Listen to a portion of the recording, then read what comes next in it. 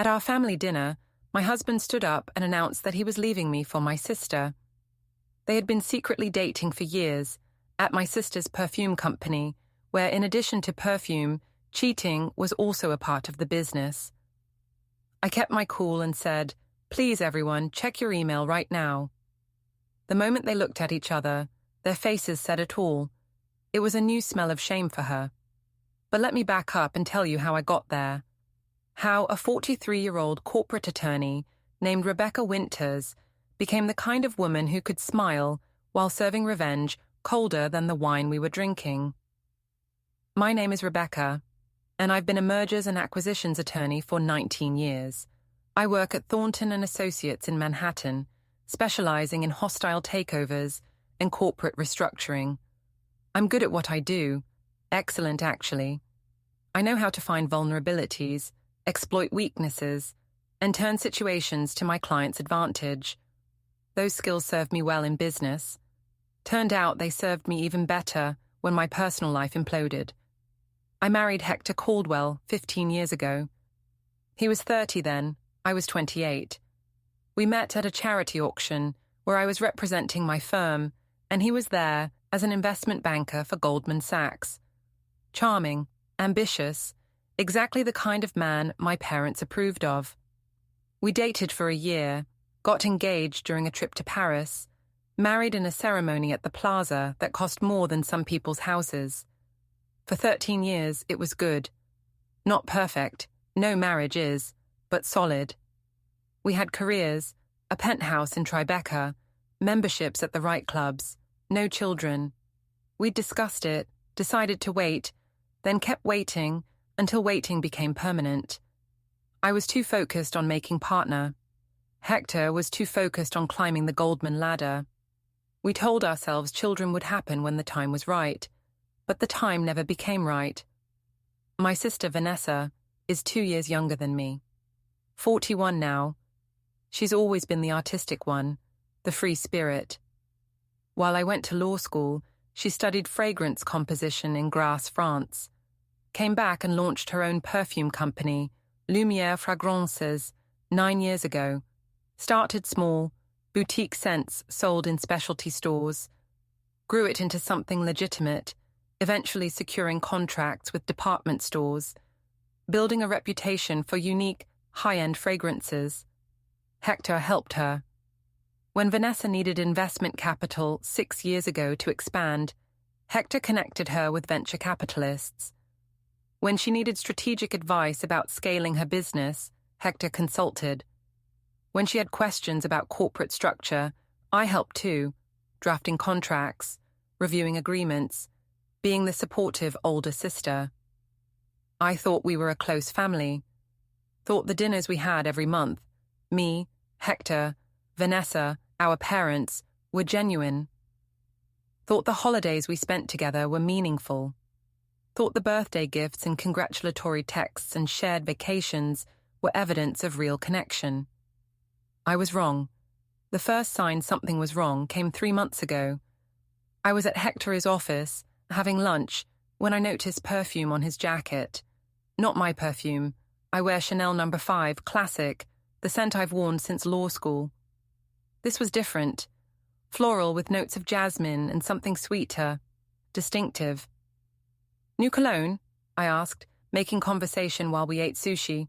"What?" "No, same one I always wear." "I smell something floral. On your jacket." He looked uncomfortable for half a second. "Probably from the subway. You know how crowded it gets." I let it drop.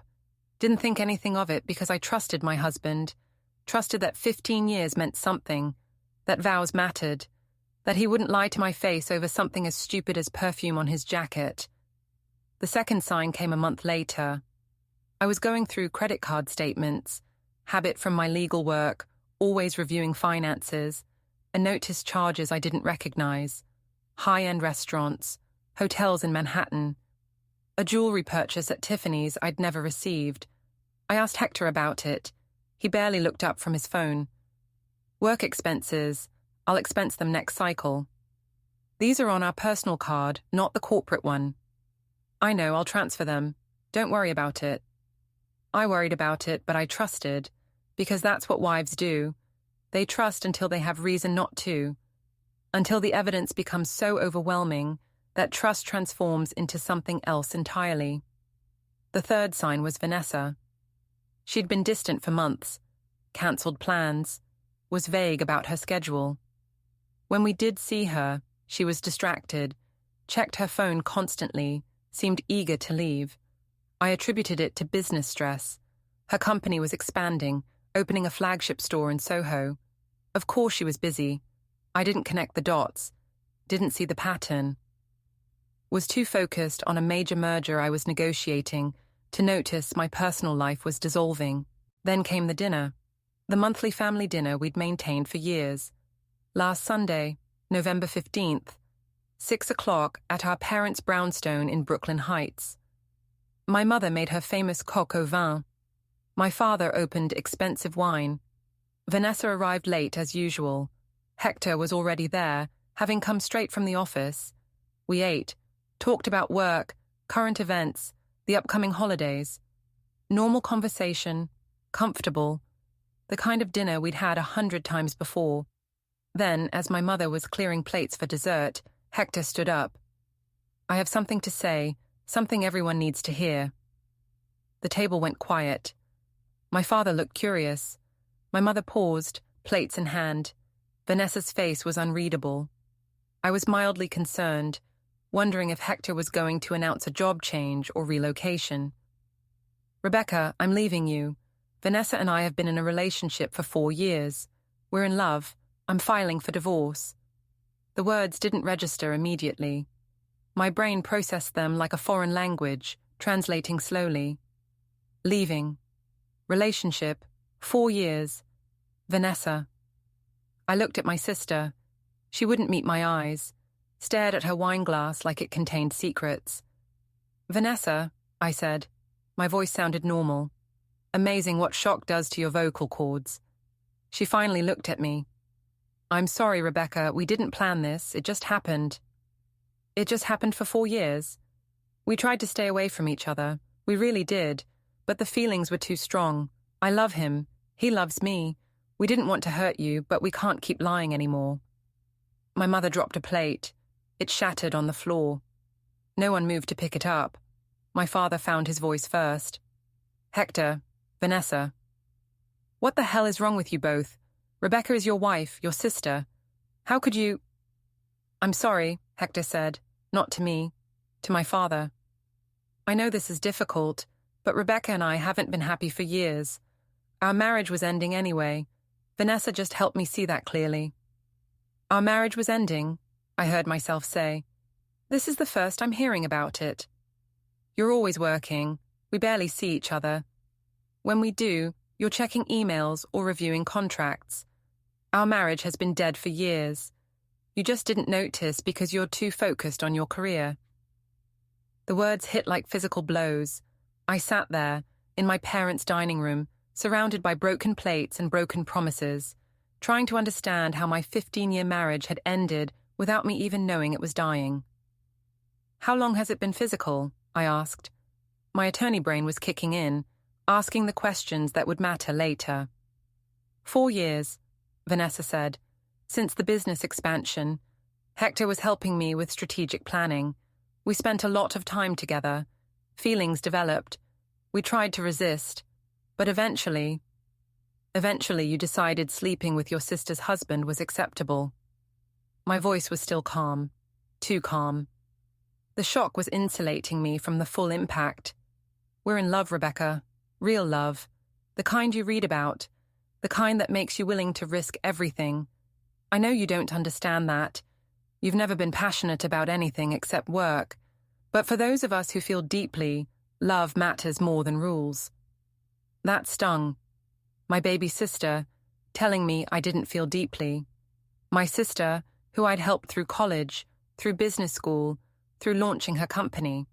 My sister, who'd been sleeping with my husband for 4 years while I paid for family dinners and gave her legal advice and treated her like someone I could trust. "Where?" I asked. "What? Where have you been doing this? Hotels? Your apartment? Our home?" Hector and Vanessa exchanged a look. That look told me everything.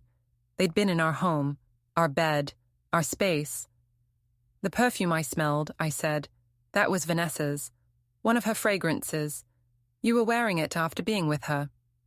Hector had the decency to look uncomfortable. Yes, I'm sorry you found out this way. We were going to tell you. We were planning to sit down with you privately next week, but tonight felt like the right time. With family here. Support system. Support system. I laughed. Actual laughter, hysterical and sharp. You announce you've been sleeping with my sister for 4 years, in front of our parents, and you think that's a support system. Rebecca, my mother started. Please, everyone, check your email right now. The words came out smooth, practiced, like I'd been planning to say them, though I hadn't. Like some part of my attorney brain had been working on backup plans without my conscious awareness. Everyone pulled out their phones, even my mother, though she looked confused. They opened email, started reading. Then, slowly, their faces changed. Hector went pale. Vanessa's eyes widened. My mother gasped. My father's expression shifted from shock to fury to something that looked almost like pride. What is this? Hector asked. His voice shook. That, I said, standing up, is documentation. 4 years of financial records showing you've been embezzling from Vanessa's company. 47 separate transfers, totaling $860,000, moved from Lumière Fragrance's business accounts to a personal offshore account in the Caymans, with detailed evidence of how you manipulated the books to hide it. The silence was beautiful, perfect, the kind of quiet that only exists when people are confronting consequences they never expected to face. That's not... I didn't... Hector stumbled over words, his usually smooth investment banker charm completely gone. You did, I said, and I have proof. Bank statements, transfer records, emails between you and the bank in Grand Cayman, screenshots of the account you opened 18 months ago, complete documentation of how you convinced Vanessa to give you accounting access, then used it to systematically steal from her company. Vanessa stared at her phone like it had bitten her. This can't be real. Hector would never... Hector absolutely would, and did, for 18 months. I started investigating 3 months ago when I noticed those unusual credit card charges. The jewelry from Tiffany's that I never received. That was a bracelet for you, Vanessa. The hotel charges? That was you two conducting your affair in 5-star accommodations, all paid for with money stolen from your company. How did you... Hector's face had gone from pale to red. You had no right to investigate me. That's a violation of privacy. I had every right. You were using our joint credit cards for suspicious charges. As your wife, I had legal authority to investigate whether our marital assets were being misused. And they were. Badly. I turned to Vanessa. You should thank me. I just saved your company. Hector's been systematically draining it for 1.5 years. Another 6 months, and Lumière Fragrances would have been insolvent. You would have lost everything. The contracts, the reputation, the flagship store you just opened. All because your lover decided to steal from you while sleeping with you. You're lying. Vanessa's voice was weak. Hector wouldn't do that. He loves me. He loves my company. He helped me build it. He helped himself to it. Check the attachments in that email. There are spreadsheets, transaction logs, everything you need to understand exactly how much Hector loves you and your company. My mother finally found her voice. Rebecca, how long have you known about the affair? Definitively, 2 months. I suspected longer, but I needed time to investigate properly, to understand the full scope of what was happening, to gather evidence that would hold up in court. And you said nothing. My father looked at me with something between horror and respect. You've known for 2 months and just continued as normal. Yes, because I'm an attorney. I don't react emotionally. I build cases, and I built an excellent one, against both of them. What do you mean both of them? Vanessa's voice was rising. I didn't do anything except fall in love with the wrong man. I didn't know he was stealing. No, but you did know he was married. You did know he was your sister's husband. You made choices, Vanessa. You chose to sleep with Hector for 4 years. You chose to lie to me every time we had dinner or talked on the phone. You chose to betray me while I helped your business, gave you legal advice, treated you like family. You made choices. Now you get to face consequences. What consequences? Hector's voice was sharp, aggressive. The charm was completely gone, replaced by something uglier. So you found some financial irregularities. I can explain all of it. Business loans that Vanessa approved, legitimate expenses that got coded incorrectly. Nothing criminal. Really? Because the forensic accountant I hired would disagree. As would the federal prosecutor I sent a copy of everything to yesterday. Turns out wire fraud, embezzlement, and tax evasion are very much criminal, especially when the amounts exceed $500,000, which makes it a federal offense. You're looking at significant prison time, Hector. Years if you're convicted, which you will be because the evidence is ironclad. He sat down hard.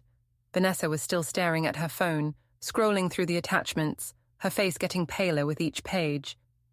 You sent this to a prosecutor? Hector asked. Before even talking to me? Before giving me a chance to explain? Why would I talk to you? You've been lying to me for 4 years. Why would I expect honesty now? I did what any attorney would do. I gathered evidence and presented it to the appropriate authorities.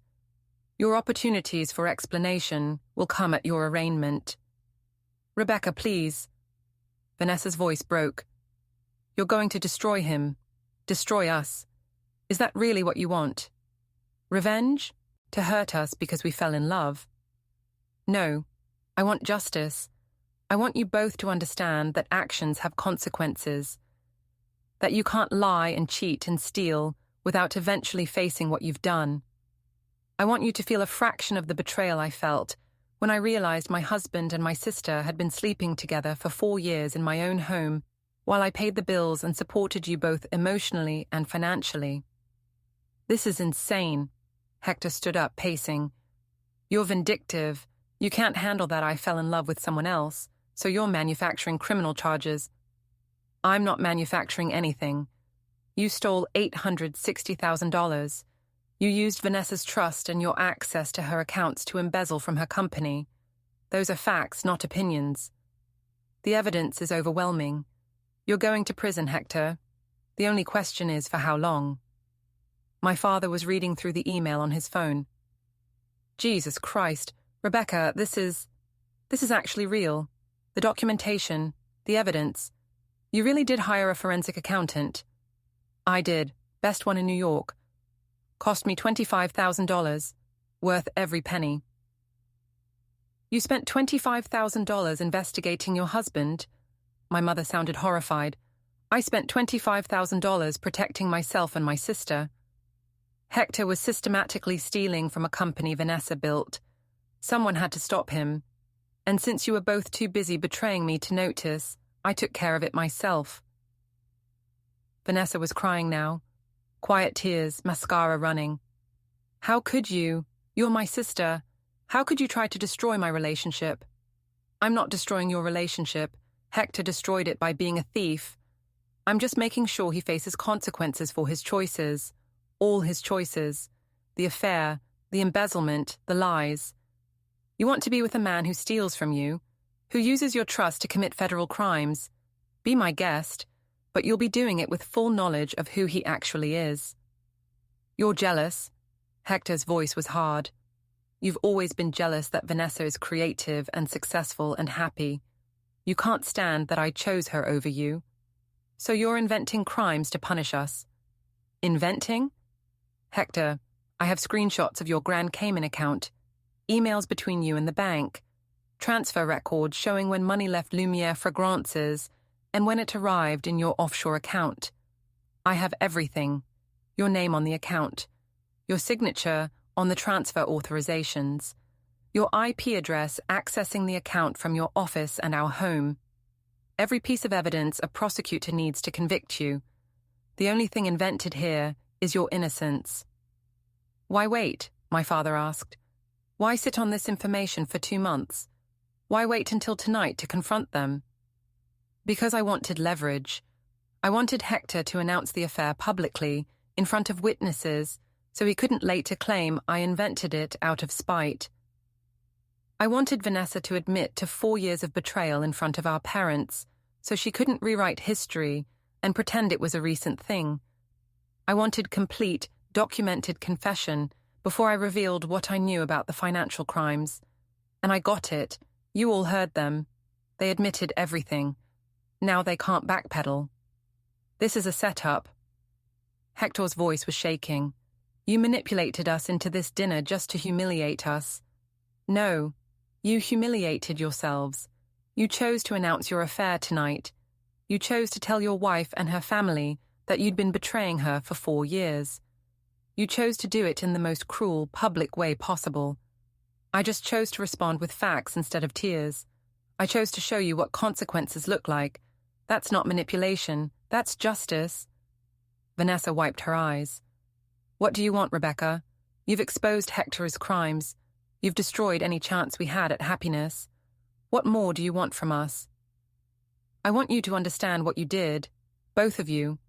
I want you to feel a fraction of the pain I felt when I realized the 2 people I trusted most had been betraying me for years. I want you to know that your actions have destroyed more than just my marriage. You've destroyed our family, our relationships, the trust that took decades to build and seconds to shatter. We can fix this. Vanessa was grasping. Family therapy, mediation. We can work through this. I'll pay back every dollar Hector took. We'll make it right. You can't make it right. You slept with my husband for 4 years. In my bed. In my home. While I supported you, helped your business, treated you like someone worthy of trust and love. There's no therapy that fixes that. No amount of money that repairs that betrayal. Then what? Vanessa's voice rose. What do you want? For me to suffer? For Hector to go to prison? For our entire family to be destroyed by this? I want you to face reality. I want Hector to answer for his crimes. I want you to understand that love doesn't excuse theft and betrayal. I want our parents to see who you really are. And I want my divorce. Fast, clean, with full documentation of why it's happening. Hector gets nothing. No shared assets, no alimony, no claims on anything we built together. He faces criminal charges for embezzlement. You, Vanessa, get to decide whether you want to be with a man who stole from you or whether you have any self-respect left. You're destroying him. My sister's voice was barely audible. You're trying to destroy the man I love. No, I'm revealing him. There's a difference. Hector destroyed himself by choosing to commit federal crimes while conducting an affair. I'm just making sure everyone knows the truth, that the charming investment banker you fell in love with is also a thief who is systematically draining your company. That's who he is, Vanessa. That's who you've been sleeping with for 4 years.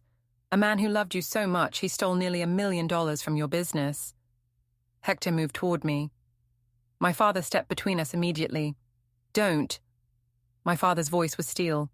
Don't even think about touching her. She's ruining my life. Hector's voice broke. Years of my life, my career, my reputation. All because she can't handle that I fell in love with someone else. No. All because you committed multiple federal crimes and thought you could get away with it.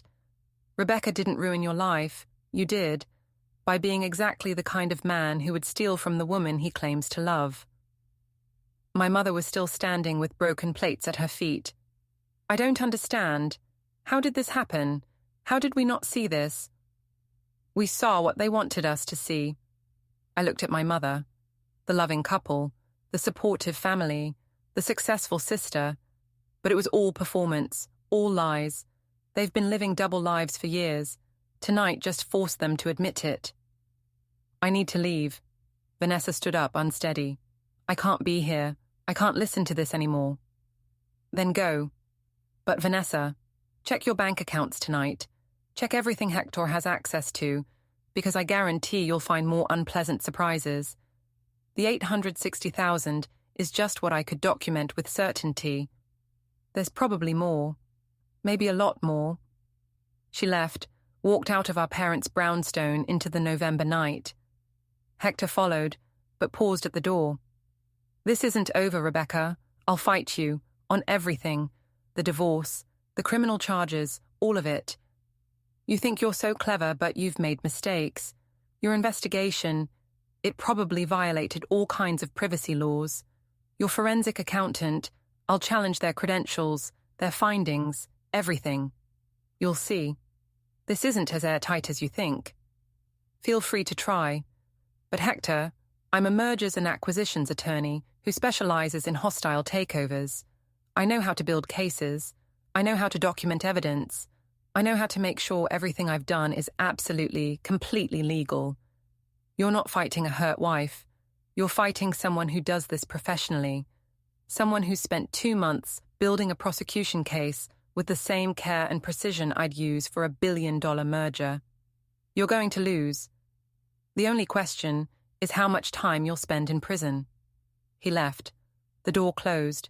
I was alone with my parents in their dining room, broken plates still scattered on the floor. My mother sat down heavily. Rebecca, sweetheart, are you okay? No, but I will be.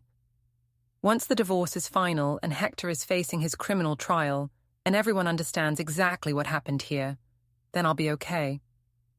You've been so calm. My father looked at me with something between concern and admiration. How are you so calm?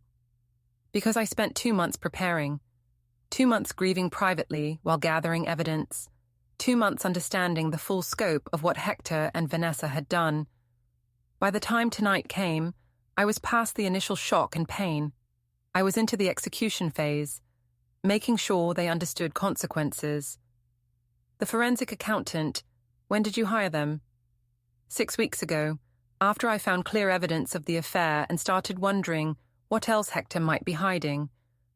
I was looking for hidden assets, ways he might be preparing to leave me financially devastated.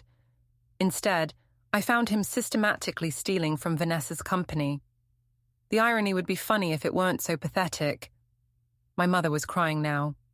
I'm so sorry, Rebecca. So sorry you had to deal with this, that your own sister would betray you like this. I am too, but I handled it, the way I handle everything. Methodically, legally, making sure when the dust settles, I'm protected and they're facing exactly what they deserve. The next morning, I had 3 voicemails from Vanessa and 12 from Hector. I deleted them without listening. My attorney, not me, my actual attorney handling my divorce, a woman named Patricia Thornton, who specialized in high-asset divorces, had already filed paperwork. Hector would be served by end of business Monday. The divorce would cite adultery, document the affair with evidence, and request complete separation of assets, with Hector receiving nothing due to his criminal conduct. Monday morning, I went to work. Walked into Thornton and Associates like nothing had happened, because professionally, nothing had. My personal life was imploding, but my career was fine. I had a major merger to close, contracts to review, clients who needed me to be sharp and focused. Patricia called me at noon.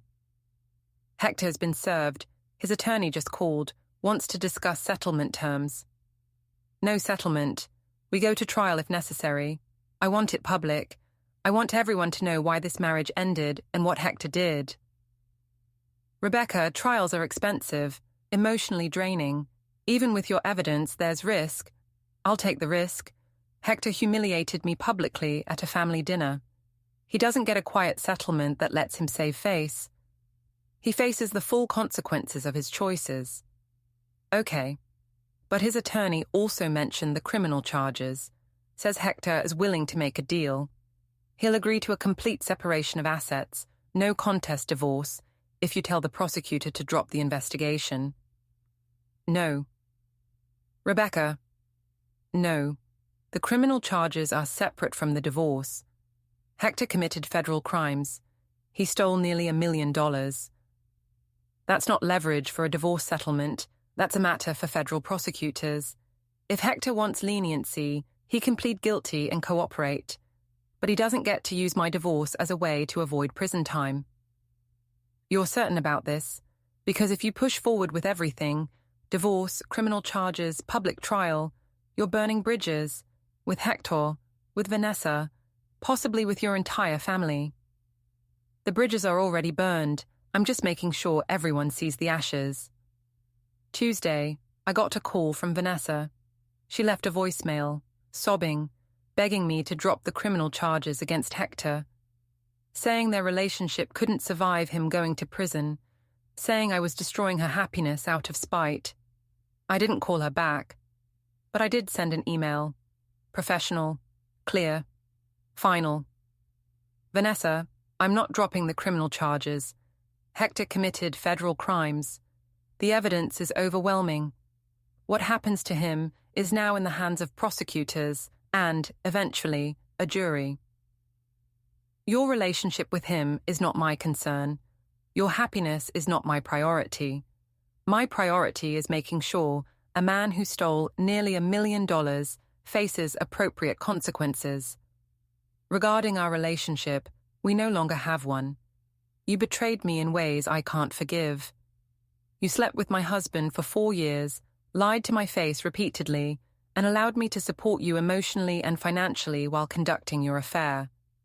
That betrayal is permanent. Don't contact me again. Rebecca. She responded immediately, angry, defensive, claiming I was being dramatic, that family should forgive, that mistakes happen, that love is complicated. I blocked her email, blocked her number, removed her from my social media, excised her from my life as completely as possible. Wednesday, I got a call from the federal prosecutor handling Hector's case, agent named Marcus Freeman, White-Collar Crime Division. He wanted to meet, discuss the evidence I'd provided, understand the timeline. We met at his office in Lower Manhattan. He was 47, experienced, and exactly the kind of prosecutor who made criminals nervous. Ms. Winters, your documentation is impressive, extremely thorough, almost too thorough. Makes me wonder if you might have done this kind of investigation before. I'm a corporate attorney. I analyze financial records professionally. When I found suspicious charges on our credit cards, I simply applied my professional skills to my personal situation. And hiring a forensic accountant, that's a significant expense. Worth it. I needed to understand if Hector was hiding assets before divorce proceedings. Instead, I discovered he was embezzling from my sister's company. I thought you'd want to know. We do. This is exactly the kind of case we prosecute. Clear evidence, substantial amounts, federal jurisdiction. Problem is, we need cooperation from the victim, Vanessa Winters. She's not responding to our calls. She's in denial, probably hoping if she ignores everything, it'll go away. Or maybe Hector has convinced her the charges are fabricated, that I'm lying out of spite. Are you? Lying out of spite? No. Every piece of evidence I provided is genuine. Bank statements, transfer records, emails. All real, all obtained legally. Hector stole from Lumiere Fragrances for 18 months. If Vanessa doesn't believe me, she should check her own company accounts. The money is missing. That's not opinion, that's fact. And you have no financial stake in the outcome. You're not benefiting from this prosecution. No, I'm divorcing Hector. I don't benefit from him going to prison, except in the satisfaction of knowing he faced consequences for his crimes. Vanessa's company is separate from my assets. If Hector bankrupted her, I wouldn't gain anything. I'm doing this because it's the right thing, because theft is theft, regardless of who commits it or why. Agent Freeman studied me. You're remarkably calm for someone whose marriage just ended, whose sister betrayed her. Most people in your situation would be angry, emotional, making mistakes. I spent 2 months being angry and emotional. That phase is over. Now I'm just making sure the legal system does what it's supposed to do. Hold people accountable. If Ms. Winters won't cooperate, we'll have a harder time prosecuting. Defense attorneys will claim she authorized the transfers, that they were legitimate business expenses. Without her testimony that these were unauthorized, we're fighting uphill. Then subpoena her, force her to testify, make her confront what Hector did instead of hiding in denial. She's the victim here, whether she wants to admit it or not. Her company lost nearly $1 million. Someone has to advocate for justice, even if she won't. We'll do what we can, but I want you to understand, there's a chance Hector gets a plea deal, reduced charges, maybe even probation instead of prison time if he agrees to repay the money and cooperate. Then that's what happens. I'm not a prosecutor. I did my part by providing evidence. What you do with it is your choice.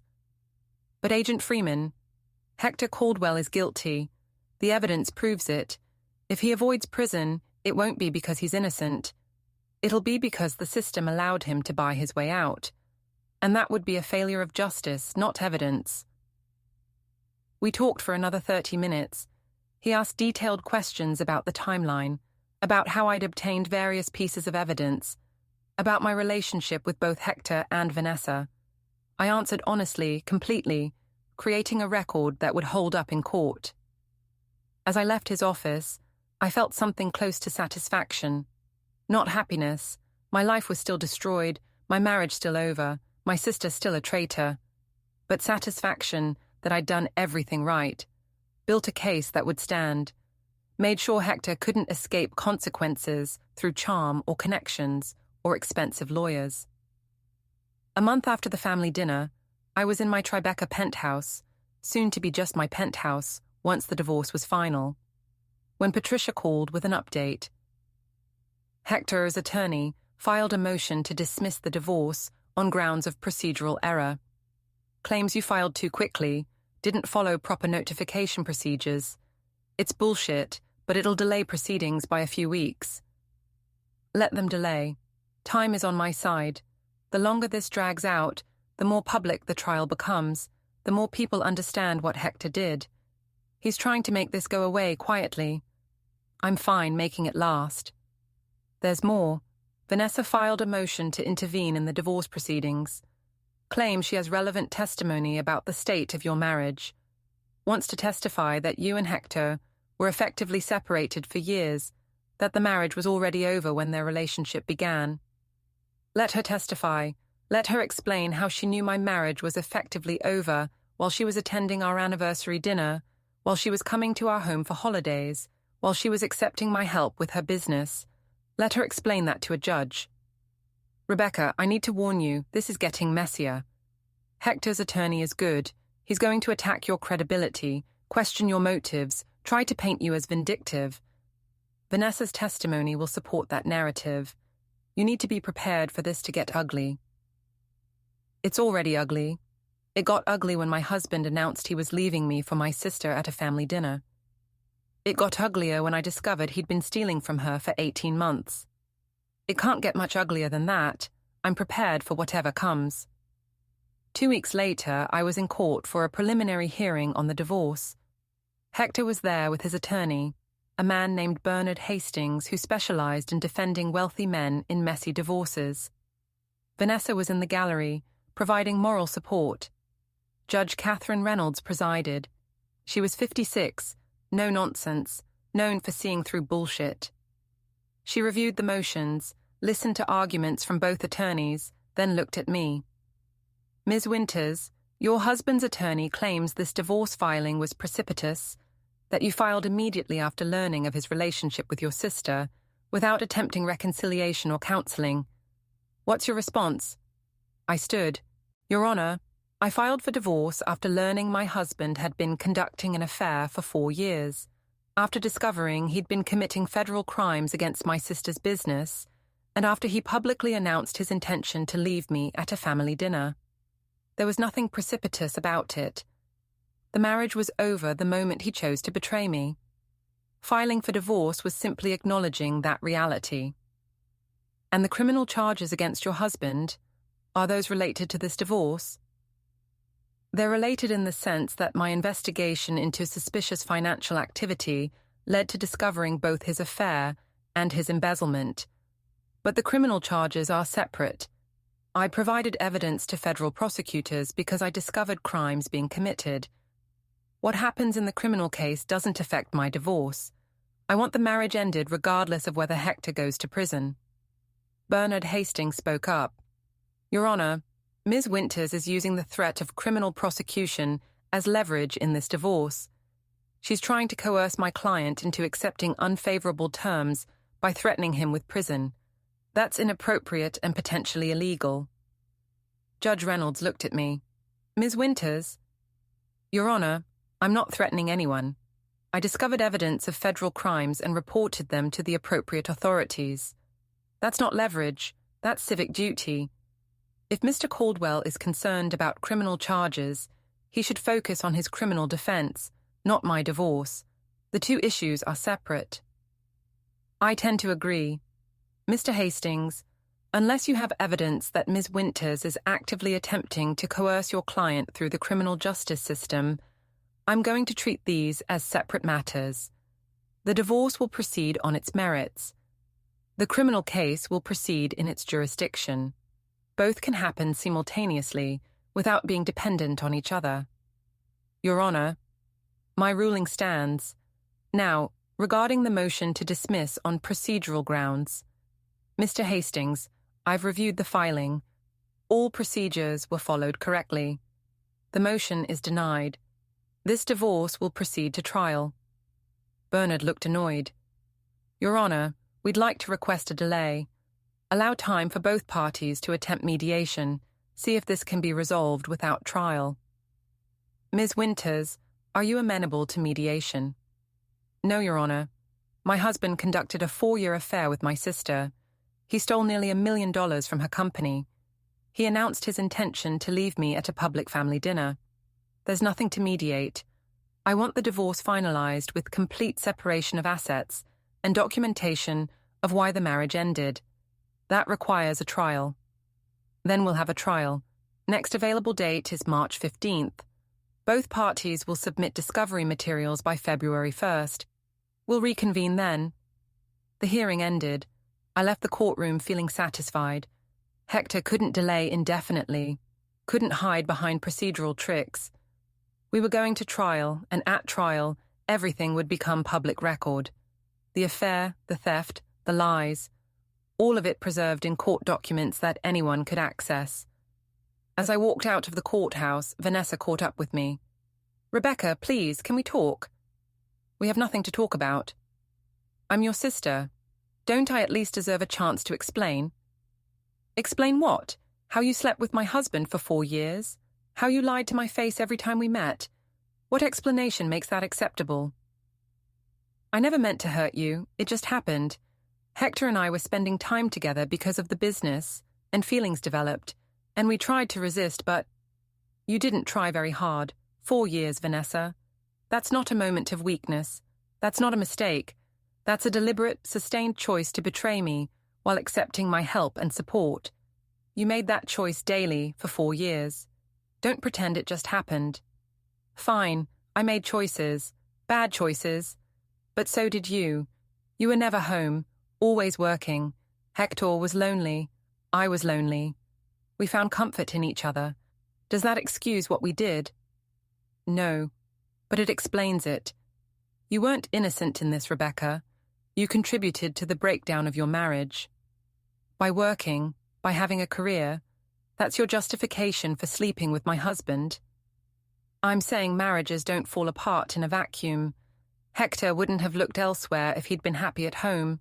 I wouldn't have been vulnerable to his attention if I'd had better support systems.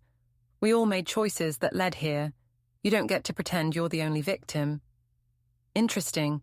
So now I'm responsible for your affair because I worked too much. I'm responsible for Hector stealing from your company because I had a demanding career. That's quite the logic, Vanessa. I'm trying to take responsibility while also acknowledging reality. Our family is destroyed. Our relationships are ruined. All because you're more interested in revenge than forgiveness. You could have handled this privately, could have tried to work things out. Instead, you chose nuclear war. You chose to make everything public, to press criminal charges, to destroy Hector's life. That's on you. No, that's on him. He committed the crimes. He conducted the affair. He made choices that led to consequences. I just made sure those consequences happened. That's not revenge, Vanessa. That's justice. It's revenge disguised as justice. You're angry I took your husband, so you're trying to take my happiness. You're trying to send Hector to prison, to destroy our relationship, to make sure I suffer for falling in love with him. That's not justice. That's vindictiveness. Believe whatever you want, but understand this. I will never forgive you. I will never forget what you did. You're not my sister anymore. You're just someone I used to know who taught me that family ties doesn't guarantee loyalty. I walked away, left her standing on the courthouse steps, didn't look back, didn't second guess, just moved forward because forward was the only direction that mattered. The trial date approached. February 1st, discovery materials were exchanged. Hector's attorney submitted documentation trying to prove the marriage had been failing for years. Emails where I'd cancelled dinner plans due to work, calendar entries showing how rarely we spent time together, testimony from mutual friends claiming we seemed distant.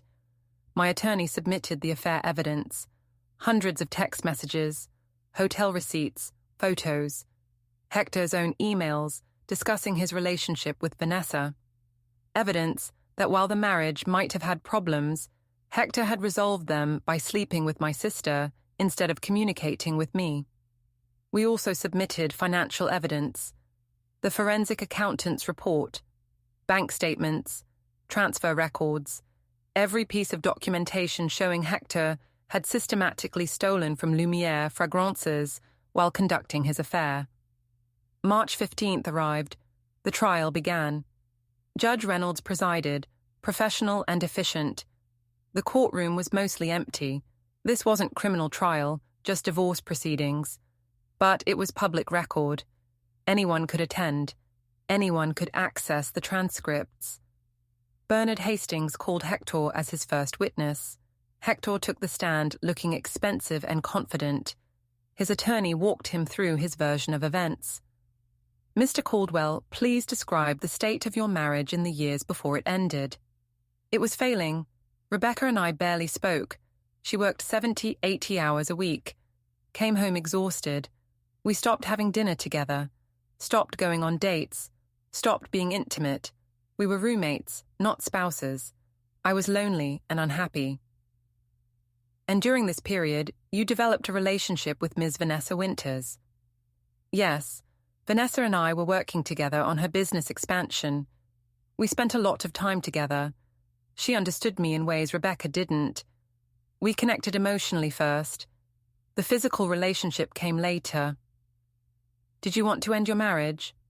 Yes, but I didn't want to hurt Rebecca. I kept trying to find the right time, the right way.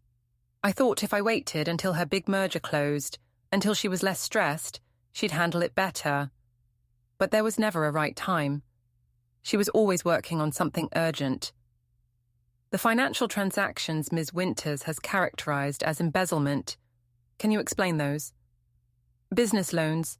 Vanessa's company needed capital for expansion. I loaned her money from my personal accounts, which were funded by transfers from her business accounts. It was circular. She needed money. I provided it. She paid me back through her company. All above board. Rebecca just doesn't understand business finance. It was smooth, polished, almost believable if you didn't have documentation proving every word was a lie. Patricia cross-examined. She was brutal. Mr. Caldwell, you claim these were business loans. Do you have loan documents, promissory notes, any paperwork documenting these alleged loans? Vanessa and I had an informal agreement. Yes or no? Do you have documentation? No. You claim the transfers were temporary, that Ms. Vanessa Winters paid you back. Do you have records showing repayment? The money was paid back through her company. Yes or no? Do you have records showing repayment? No, but let me show you bank statements for the Grand Cayman account you opened 18 months ago. The account currently contains $847,000.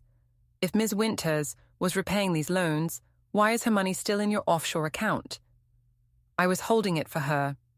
Holding it in a secret account she didn't know existed. Under your name only.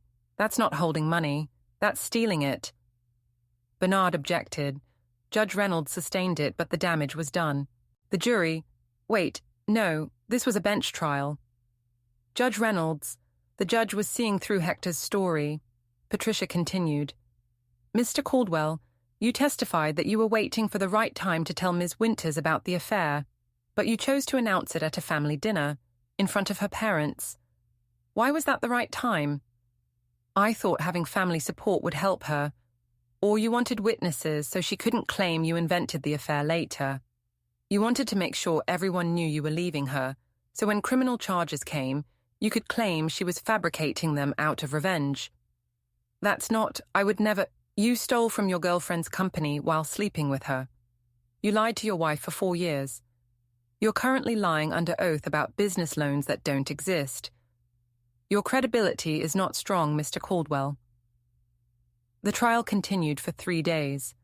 Vanessa testified, explaining their relationship, defending Hector's character, claiming the financial transfers were legitimate, but she couldn't explain why she hadn't known about the Grand Cayman account, couldn't explain where $847,000 of her company's money had gone, couldn't provide any documentation supporting Hector's loan story. The forensic accountant testified, walked through every transfer, every transaction, every piece of evidence showing systematic theft, explained how Hector had manipulated Lumiere Fragrance's accounting to hide the missing money, how he'd created false expenses and fictitious vendors to cover his tracks. It was devastating. By the end of her testimony, even Vanessa looked shaken. On the 3rd day, I testified. Patricia asked straightforward questions about the marriage, the affair, how I'd discovered everything. I answered calmly, professionally, like I was giving a deposition for work. Bernard Hastings cross-examined, tried to make me seem vindictive, controlling, obsessed with revenge. I didn't take the bait. Ms. Winters, you spent $25,000 investigating your husband. That seems excessive. Why go to such lengths? I needed to understand if our marital assets were being misused before filing for divorce. As an attorney, I know that financial discovery happens during divorce proceedings.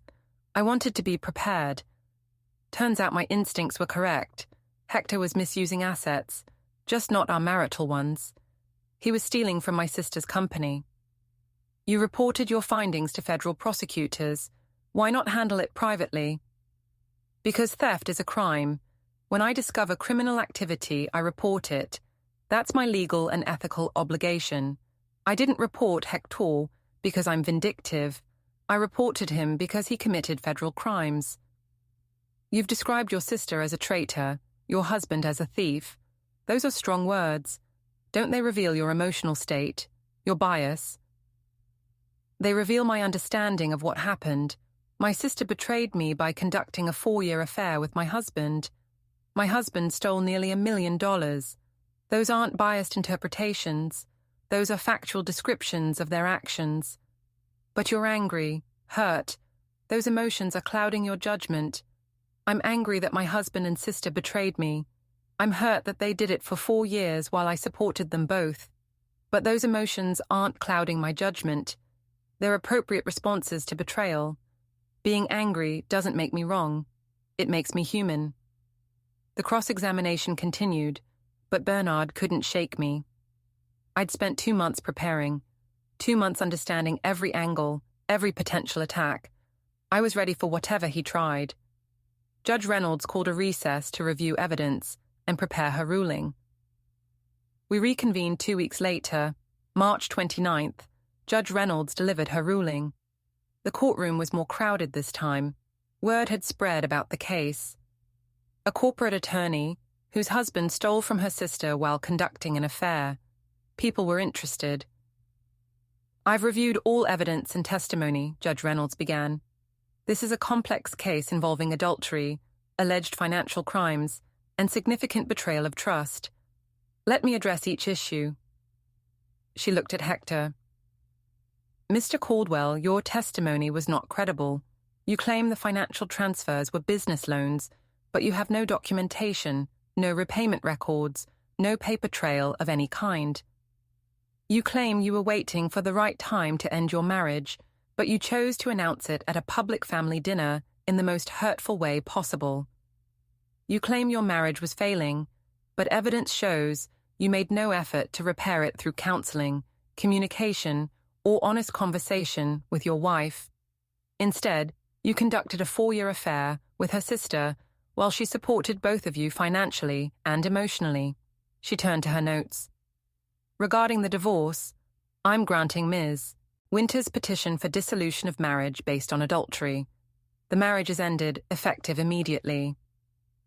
Regarding asset division, this was a 15-year marriage with significant marital assets. Normally, I would order equitable distribution. However, Mr. Caldwell's conduct during the marriage, specifically the affair and the alleged financial crimes, weighs heavily against him. Ms. Winters will retain the Tribeca penthouse, the joint savings accounts, and her retirement accounts. Mr. Caldwell will retain his retirement accounts and personal property. No alimony will be awarded to either party. Hector looked like he'd been hit. Bernard Hastings started to object, but Judge Reynolds cut him off. Regarding the financial crimes, while I can't determine Mr. Caldwell's guilt, that's for the criminal court, I can say the evidence presented here is compelling. The forensic accountant's report is thorough and professionally done. The bank records are clear. Mr. Caldwell's explanations are not credible. I strongly encourage him to cooperate with federal prosecutors and make restitution to Ms. Vanessa Winter's company. If he chooses to fight these charges at trial, I predict he will be convicted. She signed papers. The marriage is dissolved. Mr. Caldwell, you have 30 days to vacate the marital residence. Ms. Winters, you're free to change locks and take full possession of all marital property awarded to you. This court is adjourned. It was over. 15 years of marriage ended with the judge's signature. Hector sat motionless. Vanessa was crying in the gallery. I felt nothing. No relief, no satisfaction. Just the quiet certainty that I'd done everything right. Patricia hugged me. You won. Complete victory. Hector gets nothing. I didn't win. I just didn't lose. There's a difference. Outside the courthouse, reporters were waiting. Apparently the trial had gotten more attention than I'd realized. Questions came fast. Ms. Winters, how do you feel about the verdict? Satisfied that justice was served. Do you think your husband will go to prison? That's for federal prosecutors and a jury to decide. I provided evidence. What happens next is up to the criminal justice system. What about your sister? Have you spoken to her? No, and I don't intend to. She made her choices. Now she lives with the consequences. Do you think their relationship will survive? I don't care. Their relationship is not my concern. My concern was ending my marriage legally and making sure my husband faced consequences for his crimes. Both things are now happening. I walked away, got in the car Patricia had arranged, drove to my penthouse now completely mine. Hector had 30 days to remove his belongings. After that, every trace of him would be gone. That evening, my parents called. My mother was crying. Rebecca, sweetheart, I'm so sorry. So sorry you had to go through all this. I'm fine, Mom, really. The marriage is over. Hector is facing criminal charges. Everything is proceeding exactly as it should. But your sister, your family, everything is so broken. It was broken long before I filed for divorce. I just made sure everyone could see the damage instead of pretending everything was fine. My father got on the phone. I'm proud of you. I know that's strange to say, given the circumstances. But the way you handled this, the investigation, the evidence, standing up in court, you protected yourself and exposed people who needed to be exposed. That took courage. It took anger, Dad, and a good attorney, and 2 months of careful planning. I'm not sure courage is the right word. Maybe not, but you didn't fall apart, didn't let them destroy you. That matters. We talked for another 30 minutes. They asked if I needed anything, if I wanted to come stay with them, if there was anything they could do. I assured them I was fine, handling things, moving forward. After we hung up, I poured myself wine, expensive red, the kind Hector used to buy.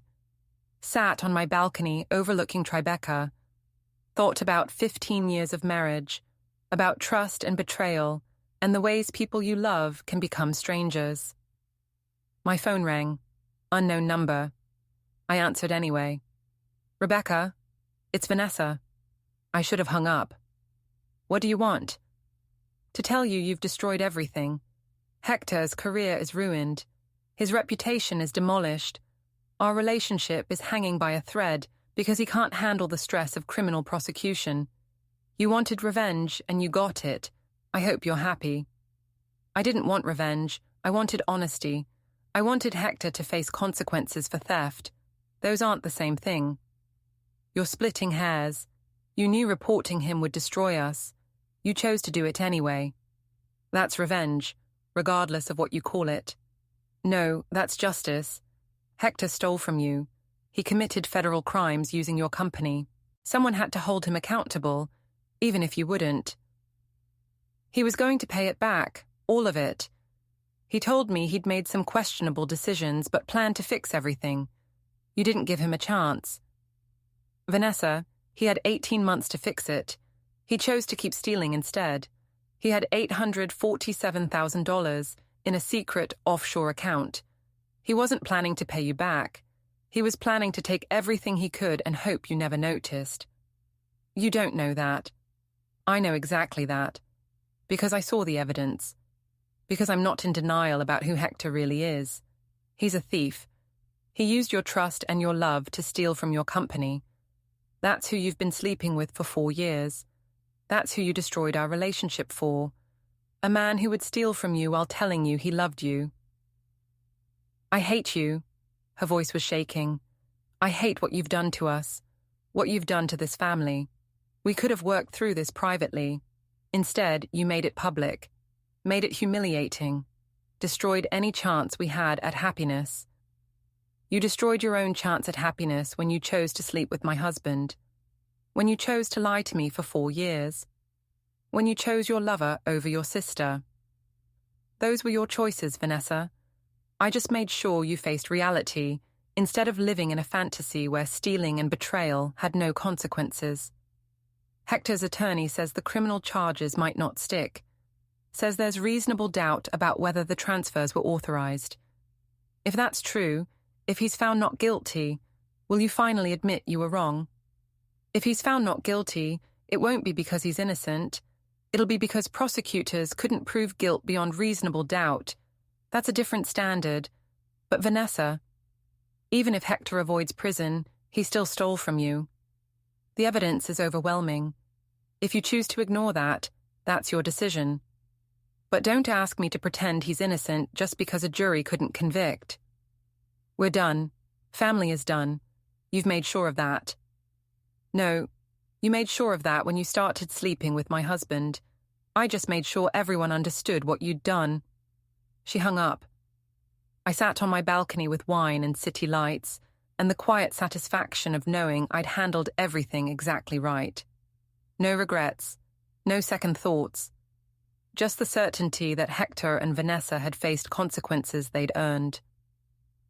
4 months after the trial, Hector's criminal case went to court. I wasn't required to attend. I'd provided evidence, but wasn't called as a witness. The forensic accountant testified. Vanessa testified, reluctantly, under subpoena. She tried to support Hector's story about business loans, but prosecutors tore it apart. Showed her own company records, proving she'd never authorized the transfers. Showed emails where she'd questioned missing money, where Hector had deflected with lies about accounting errors and delayed invoices. The trial lasted 2 weeks. The jury deliberated for 4 hours. Found Hector guilty on 7 counts of wire fraud and 2 counts of embezzlement. Sentencing was scheduled for 2 months later. I heard about the verdict through Patricia.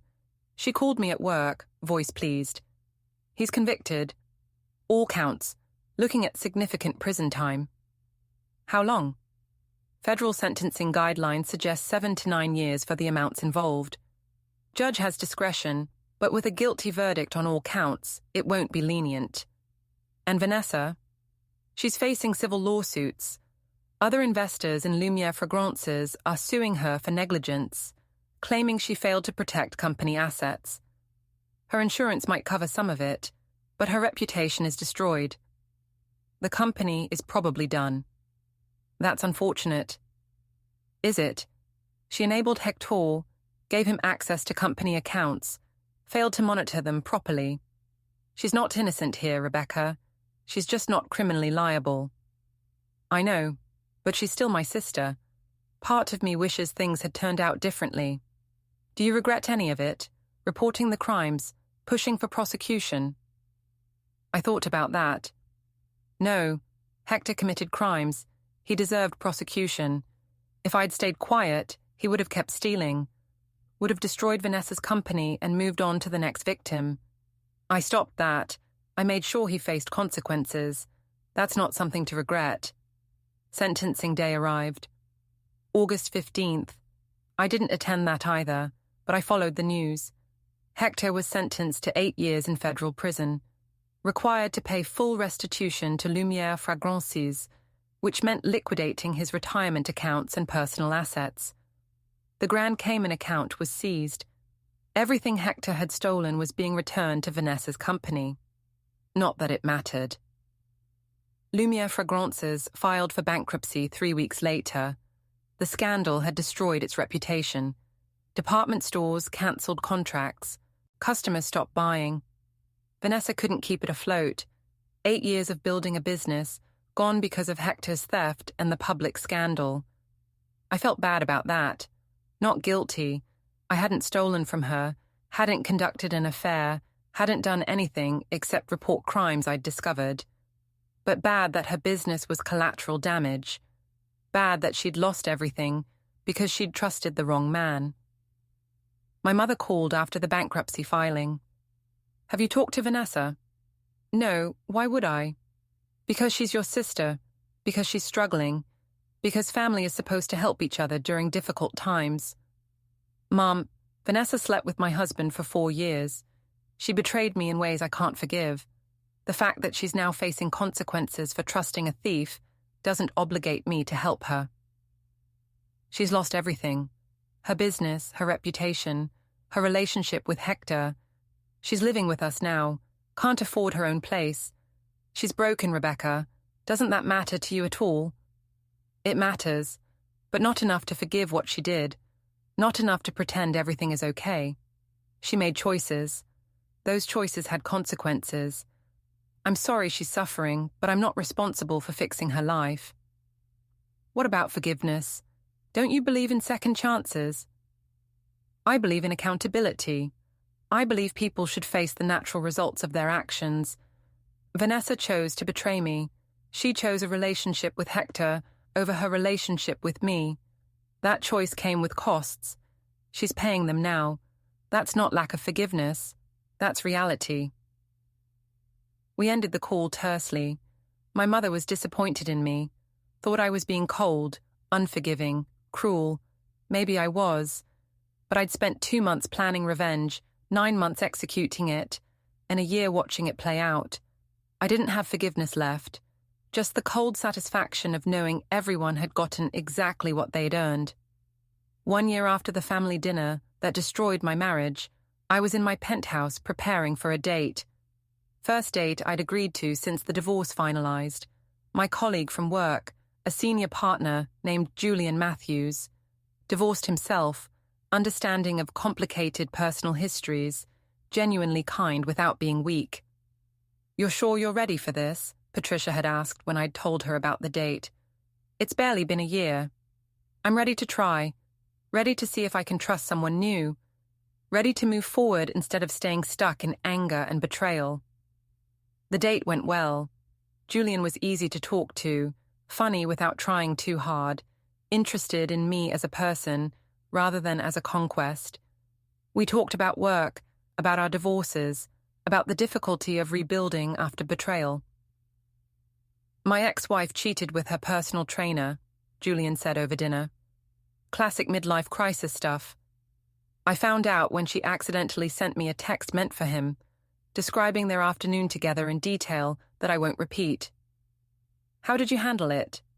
Hired a good attorney, filed for divorce, took my half of our assets and started over. Didn't make it public or dramatic, just ended it cleanly and moved on. No revenge. What would revenge accomplish? She made her choice, I made mine. We split our assets and our lives. She's with her trainer now. I'm rebuilding. That's not revenge. That's just life after marriage ends. My situation was more complicated. The husband and sister thing? Yeah, I read about it. The trial was public record. You made quite an impression. I wanted everyone to understand what they'd done. Wanted it documented. Wanted them to face consequences instead of quietly splitting and pretending everything was amicable. Did it help? The public trial? The revenge? I thought about that. Yes, it helped. Not because I enjoyed watching them suffer, but because I needed everyone to understand the truth. Needed my family to see who they really were. Needed Hector to face legal consequences for his crimes. Needed to know I'd done everything perfectly, that I hadn't let emotion override strategy. That helped me move forward. And your sister, how do you feel about her now? Nothing. I feel nothing. She's not my sister anymore. She's just someone I used to know who taught me that family ties doesn't guarantee loyalty. I hope she figures out her life, but I'm not involved in it. That's very cold. That's very honest. She betrayed me for 4 years, destroyed our relationship for a man who stole from her. I don't owe her forgiveness or relationship or anything except distance. That's what I'm giving her. Julian nodded slowly. You're remarkably clear-headed about all this. Most people would still be angry, bitter, stuck in the past. I was angry, for months, but anger is exhausting. At some point, you have to decide whether you're going to stay stuck in what happened or move forward into what comes next. I chose forward. We finished dinner. He walked me home, kissed me goodnight with appropriate restraint and respect, asked if I'd like to do it again. Yes, I said, I'd like that. As I rode the elevator to my penthouse, I thought about the past year, about the family dinner that destroyed everything, about the revenge I'd planned and executed, about watching Hector go to prison and Vanessa lose her business, about the satisfaction of knowing they'd faced exactly what they deserved. The revenge had been perfect, not dramatic or violent, but systematic and complete. I'd documented their betrayal, exposed their crimes, made sure everyone understood who they really were, and then I'd walked away with my assets, my reputation, and my self-respect intact. Hector was in federal prison, would be for 7 more years. Vanessa was bankrupt, living with our parents, trying to rebuild from nothing. Their relationship had ended. Vanessa had dumped him 2 months after his conviction, unable to maintain a relationship with a prisoner who'd destroyed her life. And me? I was in my penthouse overlooking Tribeca. Successful career, strong finances, new relationship starting, moving forward instead of staying stuck. That was the real revenge. Not their suffering, though I'd be lying if I said I didn't feel satisfaction knowing they'd faced consequences. But my success, my rebuilding, my ability to look at what they'd destroyed and say, you didn't break me, you just taught me what I won't tolerate. That night, lying in my bed, the bed Hector used to share, though I'd replaced the mattress, I thought about that family dinner 1 year ago, about standing up and asking everyone to check their email, about the look on their faces when they'd realized I'd known everything, that I'd been waiting, that I'd been planning, that I'd already won before they'd even understood they were playing.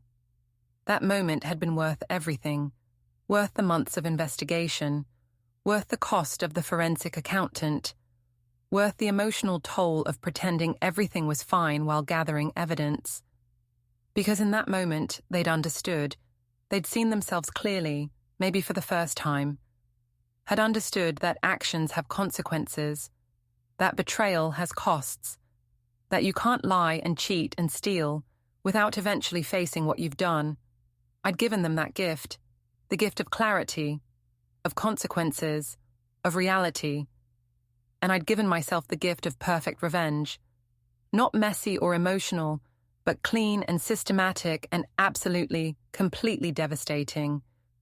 They'd tried to destroy my life. Instead, I'd documented their crimes, exposed their betrayal, and walked away with everything while they lost it all. That was worth celebrating, worth moving forward from, worth building new relationships on top of. 1 year after the worst dinner of my life, I was finally, genuinely okay. Not pretending, not performing. Actually okay,